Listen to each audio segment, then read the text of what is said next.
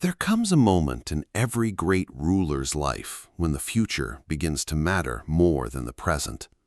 For Mansa Musa, that moment arrived quietly. There was no battle, no dramatic announcement, no warning from the heavens. Instead, it arrived the way time often arrives, slowly, patiently, and without asking permission. The years had passed. The young nobleman who had unexpectedly inherited an empire had become one of the most famous rulers on earth. The king who once listened carefully to merchants and travelers had transformed Mali into a civilization admired across continents.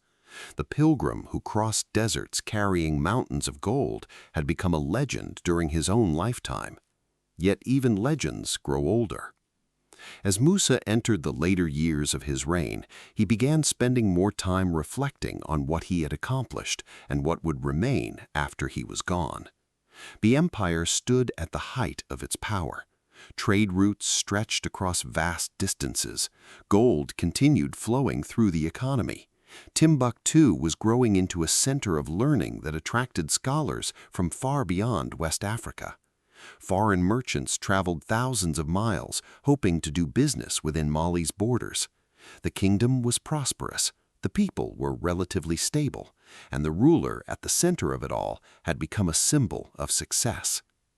From the outside, everything appeared perfect. But history has a habit of hiding its challenges beneath the surface.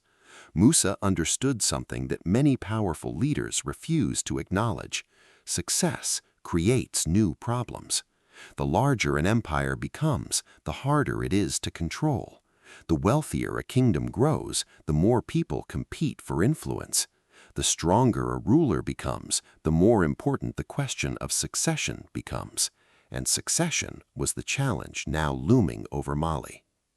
Throughout history, countless empires have survived powerful enemies only to collapse after the death of a strong ruler. A great king might unite a nation. A weak successor can tear it apart. Musa knew this. He had studied history. He had observed politics. He understood human nature. Power attracts loyalty, but it also attracts ambition. As he looked toward the future, one question became impossible to ignore.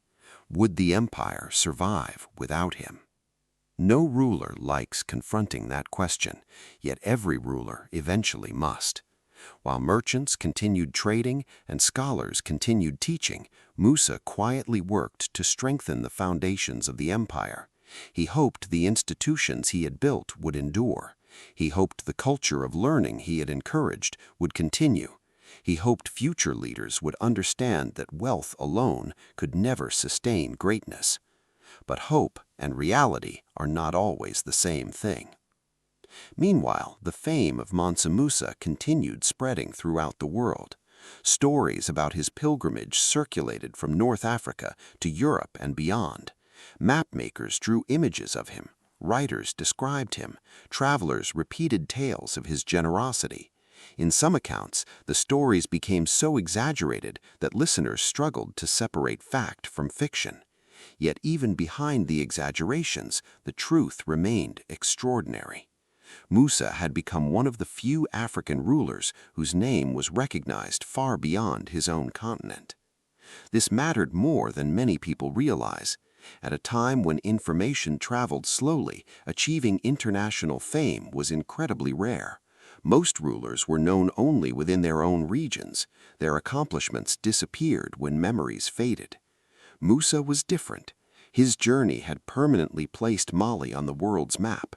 For centuries afterward, people would continue hearing stories about the wealthy kingdom beyond the Sahara. And those stories would inspire curiosity, trade, exploration, and scholarship. In many ways, his greatest achievement was not simply the wealth he possessed, it was the attention he brought to his civilization. Yet while the outside world celebrated the legend, time continued moving forward.